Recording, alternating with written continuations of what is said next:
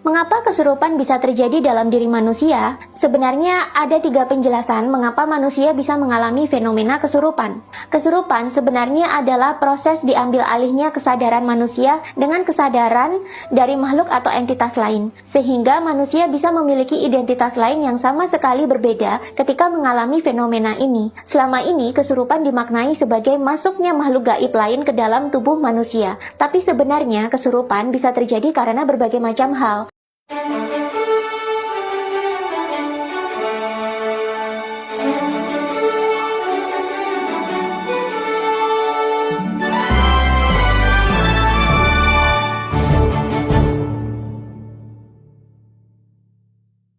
Yang pertama, karena manusia bersinggungan dengan gelombang atau frekuensi dari makhluk gaib lainnya. Semua yang ada di dunia ini adalah energi. Energi tidak harus terkurung dalam suatu objek yang padat seperti manusia, hewan, atau tumbuhan. Ada juga bentuk energi yang lepas, tidak terkurung dalam objek apapun, dan hanya berupa gelombang, cahaya, atau frekuensi semata. Demikian juga dengan entitas-entitas yang disebut dengan gaib. Ketika mereka beresonansi dengan otak manusia, dan manusia merasakan ketakutan atau ketegangan yang sangat besar, manusia bisa berlaku seperti apa yang diperintahkan oleh entitas tersebut. Jadi, manusia seperti dikendalikan oleh entitas tersebut. Otak kita memiliki kelenjar pineal yang berfungsi sebagai antena alami manusia. Kelenjar pineal inilah yang bisa beresonansi dengan beragam gelombang yang ada di semesta, termasuk gelombang dari makhluk-makhluk gaib tersebut.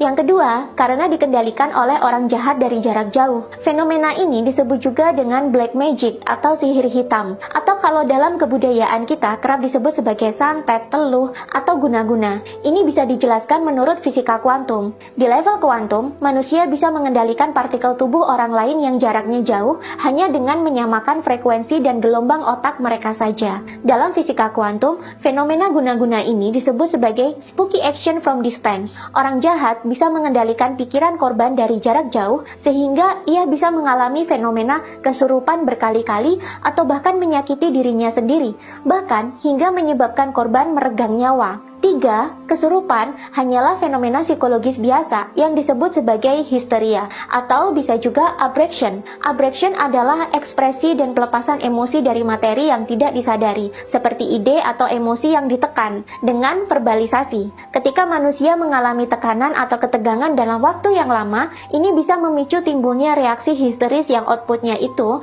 mirip orang kesurupan, bahkan bisa membuat manusia menjadi identitas lain. Fenomena kesurupan yang terus-menerus dialami manusia ini harus mendapatkan perhatian khusus, karena bisa jadi itu bukanlah kesurupan betulan, melainkan gejala penyakit mental skizofrenia. Orang yang menderita skizofrenia bisa jadi akan mengalami perubahan identitas atau split personality yang reaksinya ini mirip dengan kesurupan. Jika ini terjadi, tidak ada salahnya untuk membawa korban berobat ke psikiater, psikolog, maupun hipnoterapis. Jadi, fenomena kesurupan tidak mesti selalu hal gaib. Bisa jadi itu adalah fenomena psikologi yang perlu mendapat penanganan medis atau terapis yang kompeten.